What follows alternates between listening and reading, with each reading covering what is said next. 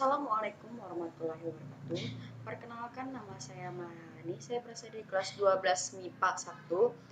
Di sini saya akan mempresentasikan yaitu mata pelajaran tentang fisika. Gurunya itu Pak Sauji ST. Dan presentasi ini saya akan membagikan itu pertama materi. Materi terbagi menjadi dua, yaitu gaya kolom dan kapasitor, contoh dalam kehidupan sehari-hari, dan contoh soalnya. Yang pertama adalah gaya kolom. Apa itu gaya kolom? Gaya kolom merupakan muatan yang terbagi menjadi muatan listrik positif dan muatan listrik negatif. Dua muatan sejenis apabila didekatkan akan tolak-menolak, sedangkan dua muatan yang berbeda jenis akan tarik-menarik. Gaya elektrostatik terbagi menjadi dua, yaitu yang pertama adalah berbanding terus dengan hasil kali dua muatan. Yang kedua adalah berbanding terbalik dengan kuadrat jarak kedua muatan. Apabila hubungan tersebut dituliskan secara matematis, akan diperoleh persamaan sebagai berikut.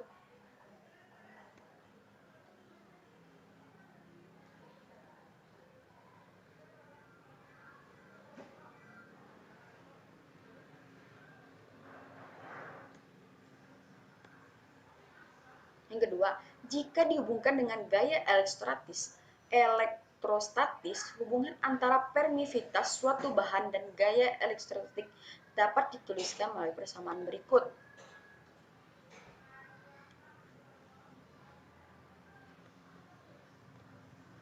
Yang kedua, apabila terdapat banyak gaya dalam suatu tempat, nilai pada tempat tersebut adalah nilai resultan dari seluruh gaya.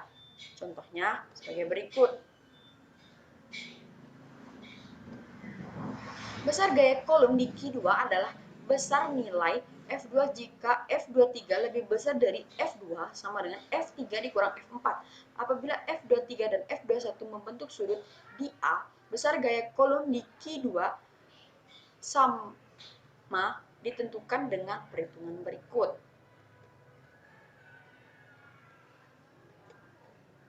Contoh dalam kehidupan sehari-hari.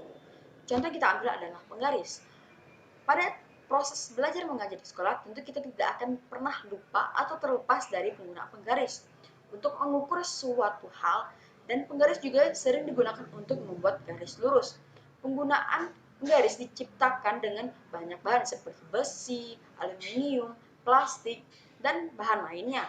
Penggaris yang digosokkan ke kain sutra akan memiliki muatan listrik, dan penggaris bermuatan listrik jika didekatkan dengan kertas akan membuat kertas menjadi tarik-menarik. Hal ini menandakan adanya hubungan interaksi antara penggaris dengan kertas lain, dan kertas yang digunakan adalah kertas yang dipotong kecil. Contoh soalnya adalah yang pertama, muatan memiliki besar muatan 4 dikali 10 pangkat min 4C dan 2 dikali 10 pangkat min 5C. Jarak di antara keduanya adalah 2 cm. Berapa besar gaya listrik pada masing-masing muatan? Yang diketahui adalah yang pertama adalah Q1. Q1 sama dengan 4 dikali 10 pangkat min 4C. Q2-nya adalah 2 dikali 10 pangkat min 5C. Dan R sama dengan 2 cm. Maka kita harus mengubahnya ke dalam meter, yaitu sama dengan 2 dikali 10 pangkat min 2 meter. Yang ditanya adalah FC. Jawabannya adalah sebagai berikut.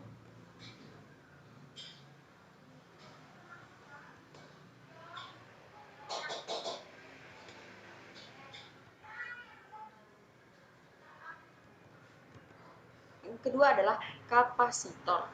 Apa sih kapasitor? Kapasitor biasa disebut dengan kondensator atau energi penyimpanan listrik.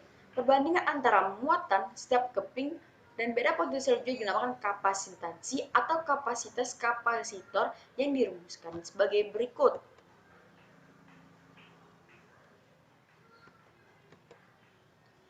Kapasitas kapasitor terbagi menjadi tiga. Yang pertama adalah kapasitas kapasitor keping sejajar. Apa sih kapasitas keping sejajar? Kapasitas keping sejajar terdiri dari dua keping konduktor yang dipisahkan oleh bahan elektron. Kedua keping dihubungkan dengan sebuah baterai yang akan memberi muatan Q positif pada keping pertama dan Q negatif pada keping kedua. Adapun rumus-rumusnya sebagai berikut.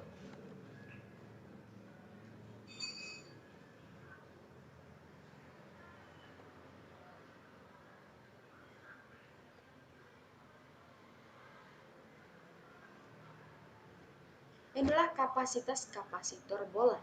Kapasitas kapasitor bola dibagi menjadi dua, yaitu kapasitas bola konduktor dan kapasitas kapasitor terisolasi.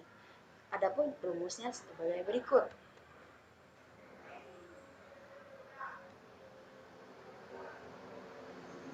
Yang ketiga adalah kapasitas kapasitor silinder. Adapun persamaannya sebagai berikut.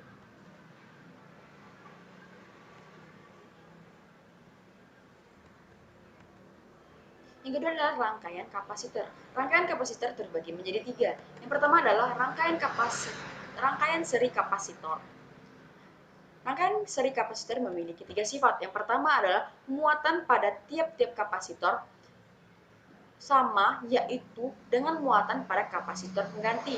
Yang kedua adalah beda potensial pada ujung kapasitor pengganti, sama dengan penjumlahan beda potensial seluruh kapasitor yang dirangkai. Yang ketiga adalah besar kapasitas pengganti seri, dapat dihitung dengan persamaannya. Yang kedua adalah rangkaian paralel kapasitor. Rangkaian paralel kapasitor dibagi menjadi tiga sifat. Yang pertama adalah muatan kapasitor pengganti sama dengan jumlah muatan tiap-tiap kapasitor. Yang kedua adalah beda potensial tiap-tiap kapasitor sama dengan potensial sumber. Yang ketiga adalah besar kapasitas pengganti paralel, dapat dihitung dengan persamaan berikut. Yang ketiga adalah penggabungan kapasitor. Penggabungan kapasitor adalah menghubungkan kapasitas yang telah bermuatan listrik dengan kapasitor lain. Penggabungan tersebut dapat dilakukan dengan menyentuhkan, menghubungkan dengan kawat halus, atau menghubungkan kutub-kutub yang polaritasnya sama. Adapun rumusnya sebagai berikut. Contoh dalam kehidupan sehari-hari. Yang pertama, untuk menyimpan arus dan tegangan listrik sementara waktu. Yang kedua, sebagai penyaring atau filter dalam sebuah rangkaian elektronika seperti power supply atau adaptor. Yang ketiga, untuk menghilangkan bouncing atau percikan api dipasang pada sakelar. Yang keempat adalah sebagai kopling antara rangkaian elektronika dengan rangkaian elektronika yang lain. Contoh soal. Yang pertama, sebuah kapasitor terbuat dari lempeng konduktor yang masing-masing luasnya 12 dikali min 3 m kuadrat dan terpisah jarak 2 mm. Hitunglah kapasitas kapasitor tersebut jika keping tersebut berisi udara. Ini kita ketahui adalah luasnya, yaitu 12 dikali 10 pangkat min 3 m kuadrat. Jaraknya kita ketahui 2 mm, terus kita ubah ke meter menjadi 2 dikali 10 pangkat min 3. Ditanya adalah kapasitas kapasitor jika berisi udara. Rumusnya sebagai berikut. Kita masukkan angka-angkanya seperti berikut.